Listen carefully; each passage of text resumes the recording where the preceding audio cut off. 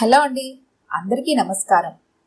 ఈరోజు మనం జ్యోతి సతీష్ గారు రచించిన వియ్యపురాలికి ప్రేమలేఖ అనే ఓ చక్కటి కథను విందాం. ఇక కథలోకి వెళ్దాం. శ్రీమతి రత్నవల్లి గారికి జానకి నమస్కరించి వ్రాయినది. ఈ జానకి ఎవరు అని ఆశ్చర్యపోతున్నారా? నేను ఒక అబ్బాయి తల్లిని. మీరు మాకు వియ్యానికి ఒప్పుకుంటే వియ్యపురాలనయ్యే అవకాశం ఉంది. కంగారు పడకుండా నిదానంగా చదవండి. మీ అమ్మాయి రాధను నేను చూడలేదు, కానీ మా అబ్బాయి భార్గవ్ చెప్పాడు, చాలా బాగుంటుందట. మా అబ్బాయి భార్గవ డాక్టర్. భార్గవ నాన్నగారు నేను ఈ రోజు వాడి పెళ్లి విషయం ప్రస్తావించాము. నాకు ఇప్పుడు ముఖ్యమైన పనుంది నాన్నగారు, సాయంకాలం ఏ విషయం చెబుతాను అంటూ వెళ్ళిపోయాడు. ఆ ముఖ్యమైన పని మీ అమ్మాయి రాధను కలవడమని తర్వాత భార్గవ్ మాటలను బట్టి అర్థమైంది. రత్నవల్లి గారు, మీరు ఈ లెటర్ చదువుతూ మధ్యలో ఆపి మీ అమ్మాయిని మందలించే ప్రయత్నం చేయవద్దు. నిదానంగా మొత్తం చదివిన తర్వాత ఒక అభిప్రాయానికి రండి. పిల్లలు మనంతటి వాళ్ళయ్యారు. వాళ్ళ అభిప్రాయాలను గౌరవించడం ద్వారా వాళ్లకు మనం దగ్గరయ్యి మనసులో మాట తెలుసుకోవాలి. సాయంకాలం భార్గవ్ నా దగ్గర కూర్చొని నెమ్మదిగా చెప్పిన విషయం, మీ అమ్మాయి రాధ అంటే తనకు చాలా ఇష్టమట. అందుకే మేం మ్యారేజ్ ప్రపోజల్ తెచ్చిన వెంటనే ఎటూ మాట్లాడలేక రాధను మీటయ్యి తన అభిప్రాయం అడగాలి అని వెళ్ళాడట. అడిగిన వెంటనే రాధ కూడా కంగారు పడిందట. ఇంత సడన్ గా ఏమీ చెప్పలేను. నాకు నువ్వంటే చాలా ఇష్టం, కానీ నాన్నగారికి క్యాస్ట్ ఫీలింగ్ ఎక్కువ. అమ్మా నాన్నగారంటే నాకు ఇష్టంతో కూడిన గౌరవం. వాళ్ళు ఏమంటారో అని భయంగా ఉంది అని రాధ అందట. పోనీ నేను వచ్చి మాట్లాడనా అని భార్గవ్ అడిగాడట. వద్దు వద్దు, క్యాస్ట్ ఫీలింగ్తో నాన్నగారు నిన్ను ఏమన్నా చిన్నబుచ్చుతారేమో. నాకు ఒక వారం రోజులు టైం ఇవ్వు. అమ్మతో చెప్పి ఒప్పించడానికి ట్రై చేస్తాను. మరి మీ ఇంట్లో పరిస్థితి ఏమిటి అని రాధ భార్గవ్ని అడిగిందట. మా ఇంట్లో పరిస్థితి ఇదే రాధా. అమ్మకు నేను ఆలోచించకుండా ఏమీ చేయనని నమ్మకం. నా మాటకు విలువ ఇస్తుంది. అమ్మ మాటకు నాన్నగారు విలువ ఇస్తారు. నాన్నగారికి కూడా చాలా క్యాస్ట్ ఫీలింగ్. అమ్మ ఒప్పిస్తుందన్న నమ్మకం ఉంది అని భార్గవ్ చెప్పాడట. చాలాసేపు చర్చించుకున్నాక ఫైనల్ గా ఇద్దరు నిర్ణయించుకున్నది ఏమిటంటే, ఇద్దరిలో ఎవరి పేరెంట్స్ ఒప్పుకోకపోయినా ఫ్రెండ్స్ లా ఉండిపోవాలని. రాధ అందట, భార్గవ్, మనల్ని ఎంతో ప్రేమగా పెంచి పెద్దవాళ్లను చేసిన అమ్మా నాన్నగారులను మనం కష్టపెట్టకూడదు. వాళ్ళు మన మీద ఎన్నో ఆశలు పెట్టుకుంటారు. వాళ్ళను నిరాశపరచకూడదు. వాళ్ళు ఊ అంటేనే మనం మ్యారేజ్ చేసుకుందాం. వద్దు అంటే వాళ్ళ కోసం మనమే రాజీకొచ్చి వాళ్ళు చెప్పినట్లు నడుచుకుందాం. ఈ విషయాన్ని భార్గవ్ నాతో పూసగుచ్చినట్లు చెప్పాడు. అన్నీ చెప్పిన తర్వాత నా అభిప్రాయం అడిగాడు. నేను కూడా ఇందుకు ప్రిపేర్డ్గా లేరు కదా, అందుకే నన్ను కొంచెం ఆలోచించుకోమని చెప్పాను. నేను వెంటనే ఊ అంటానని ఆశించినట్లున్నాడు. కొంచెం షాక్ అయినట్లు కనిపించాడు. నేను నాన్నగారితో ఈ విషయం మాట్లాడి ఒప్పించాలి కదా. నేను ముందుగా ఊ అన్నాననుకో, తర్వాత నాన్నగారు వద్దు అంటే నీకు నాన్నగారి మీద ద్వేషం పెరుగుతుంది. అది నాకు ఇష్టం లేదు. అట్లా అని మా గురించి వ్యతిరేకంగా ఆలోచించవద్దు. నాన్నగారిని ఒప్పిస్తానన్న ధైర్యం ఉంది. ఒక్క వారంలో అన్నీ ఓ కొలిక్కి వస్తాయి. ఏమీ కంగారు పడకని భార్గవ్కు ధైర్యం చెప్పాను. ఇప్పుడు రాత్రి 11 గంటలయింది. భార్గవ్తో మాట్లాడేటప్పుడు క్యాజువల్ గా మీ వివరాలు, అడ్రస్ తెలుసుకున్నాను. కాలం మారిందండి రత్నవల్లి గారు.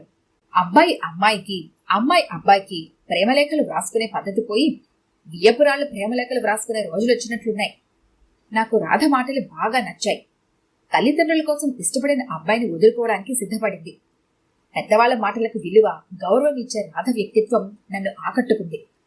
పెద్దలను గౌరవించే పిల్లలకు అందరినీ మర్యాదగా చూసే స్వభావం ఉంటుంది. రాధ చాలా బాగుంటుందని భార్గవ్ చెప్పాడు. అమ్మాయి అందం వాడి ఒక్కడికి సొంతం, కానీ అమ్మాయిలో ఉన్న సంస్కారం అందరి సొంతం. నేను అందానికన్నా సంస్కారానికి ఎక్కువ విలువనిస్తాను. రెండు ఉన్న రాధను మా ఇంటి కోడలుగా చేసుకోవడానికి నాకు ఏమీ అభ్యంతరం కనిపించలేదు. మీ గురించి నాకు ఏమీ తెలియదు, కానీ ఒక విషయం, అన్ని చూసి అనుకూలంగా ఉన్న సంబంధం చేస్తాము. కానీ అబ్బాయి మనసులోకి తొంగి చూడలేం కదా. మన పిల్లలు టీనేజర్స్ కాదు. కులం పట్టింపులు పెట్టుకోకుండా మనమే ముందుకు వచ్చి ఈ శుభకార్యం జరిపిస్తే బాగుంటుందన్న అభిప్రాయం. బయట వాళ్ళు ఏదో ఒక కామెంట్ చేయక మానరు. వాళ్ళ కామెంట్స్ కంటే మన పిల్లల సుఖం మనకు ముఖ్యం కదా. మీ ఫ్యామిలీ, మా ఫ్యామిలీ ఒక మాటగా నిలబడి మాకు ఇష్టమై చేసుకుంటున్నామని అంటే కామెంట్ చేసే వాళ్ళ నోళ్లు ఆటోమేటిక్గా మూతపడతాయి. మా వారిని ఒప్పించడం అంత తేలిక కాదు, కానీ భార్గవ్ మీద ఆయనకున్న ప్రేమ, నా మాట మీద ఉన్న నమ్మకంతో ఒప్పుకుంటారని ఆశ ఉంది. మాకు మీ నుండి కట్న కానుకలు ఏమీ వద్దు. మా అబ్బాయిని ఇష్టంగా చూసుకునే మీ అమ్మాయి మా ఇంటి కోడలుగా రావాలని ఆశపడుతున్నాను. నా దృష్టిలో పెళ్ళంటే అబ్బాయి అమ్మాయి ఒకటవడం మాత్రమే కాదు, అమ్మాయి కుటుంబం అబ్బాయి కుటుంబం ఒకటిగా కలిసిపోయి ఒకే కుటుంబంలా ఉంటూ మన వంతు సహకారం పిల్లలకు అందించాలని నా అభిప్రాయం. మా ఫోన్ నెంబర్, అడ్రస్ ఇస్తున్నాను. నా లెటర్ అందేసరికి రాధ మీకు ఈ విషయం చెప్పకపోతే మీరే ఈ విషయం రాధతో మాట్లాడండి. రాధని బెదరగొట్టవద్దని, మీ వైపు నుండి శుభవార్త రావాలని ఆశిస్తున్నాను. రాధ నాన్నగారిని కూడా ఒప్పించే ప్రయత్నం చేయండి. అది మీ చేతుల్లోనే ఉంది. శనివారం లోపు మీ అభిప్రాయం లెటర్ ద్వారా కానీ ఫోన్ ద్వారా కానీ తెలియపరచండి. మీరు ఊ అంటే వియ్యపురాలయ్యే అవకాశం ఉన్న జానకి.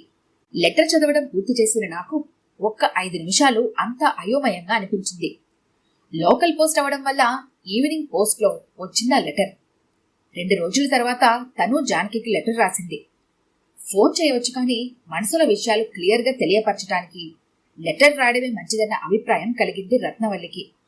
అందుకే మొదలుపెట్టింది. శ్రీమతి జానకి వదిన గారికి మీకు వియ్యపురాలు కావాలని ఆశపడుతూ రత్నవల్లి నమస్కారములతో వ్రాయినది. మీరు రాసిన లెటర్ అందుకొని 2 రోజులైంది. ప్రతి అక్షరంలోనూ మీ సంస్కారం కళ్లకు కట్టినట్టుగా కనిపించింది.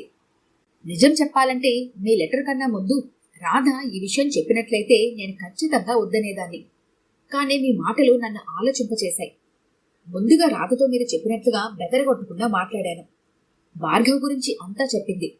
తర్వాత రాధ నాన్నగారిని ఒప్పించడం కొంచెం కష్టమే అయింది. కానీ మీ లెటర్ చదివిన తర్వాత మీ సంస్కారానికి బుద్ధిలే ఇంకా ఏమీ మాట్లాడలేదు. ఇద్దరం కలిసి ఒక నిర్ణయానికి వచ్చాము. మీరు రాసినట్లుగా మనకిష్టమై చేసుకుంటున్నామంటే ఆటోమేటిక్గా విమర్శించే వాళ్ళ నోళ్లు మూతలు పడతాయి. వదిన గారు, మీ అంతటి మీరు ముందుకు వచ్చారని మేము చేసేవేమీ మానము. కట్నకానుకలు వద్దు అనడం మీ సంస్కారం అయితే, కోరు వచ్చిన వాళ్ళను మర్యాద చేయడం ద్వారా మా సంస్కారం నిరూపించుకుంటాం.